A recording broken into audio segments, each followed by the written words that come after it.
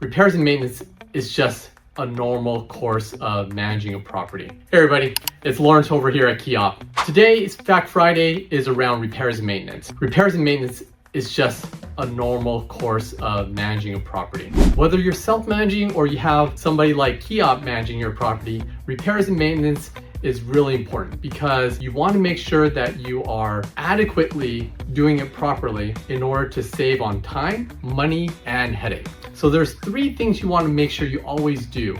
You want to be able to triage, you want to be able to troubleshoot, and you want to be able to effectuate a resolution. So a couple examples for you out there when you're taking in a maintenance request. You want to understand the urgency of the issue, right? That's a triage process. So when you triage, you want to understand how urgent is the request. Is it life-threatening, property-threatening, i.e. a lot of us tend to think of that as blood, flood, or fire, right? Is there any risk to person or is there any risk to the actual property, risk of damage? And if there is, that's an emergency. But if there isn't, maybe it's just an urgent issue. What's an urgent issue, right? That could be something like refrigerator isn't working anymore. Or maybe the toilet is clogged and there's only one toilet in the entire unit. So those are some things to consider.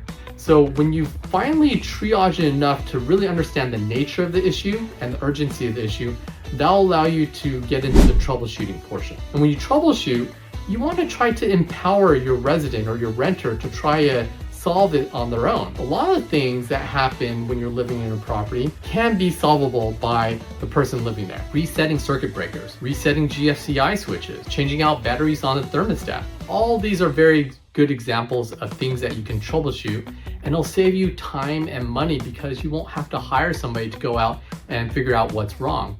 You'll work with the renter or resident to work together to find out what the issue is and implement a solution. Troubleshooting is really, really important. Ask the right question. A good example would be if there was a leak underneath the kitchen sink. Don't just send a plumber out there right away. Make sure you're asking the renter, is it a leak when you're using the sink or is it a leak all the time? Because a leak all the time is a water supply line issue and you're gonna wanna get a plumber out there right away. But if it's only leaking when they're using the sink, ask them not to use it until you can get a plumber out there. Put a bucket underneath if they really need to use it. That way it catches all the water that's leaking and doesn't damage your cabinet on the inside. So those are things that are really important to just understand the nuances of every repair and maintenance issue. That way you can really understand the root cause, identify a way to implement a solution, whether it be self-implemented by the resident or whether you have to hire a vendor to go out and actually take care of it. So I hope that was helpful. Have any more questions, feel free to reach out to us anytime, all right? Until next time, have a great weekend and we'll see you next Friday.